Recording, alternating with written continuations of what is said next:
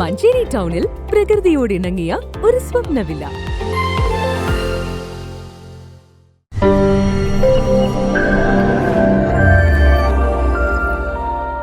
ലോക തൊഴിലാളി ദിനത്തിൽ STTU മഞ്ചേരിയിൽ മെയ്ദിന റാലിയും പൊതുസമ്മേളനവും സംഘടിപ്പിച്ചു. പൊതുസമ്മേളനം STTU ജില്ലാ ജനറൽ സെക്രട്ടറി അലി കണ്ണിയത്ത് ഉദ്ഘാടനം ചെയ്തു.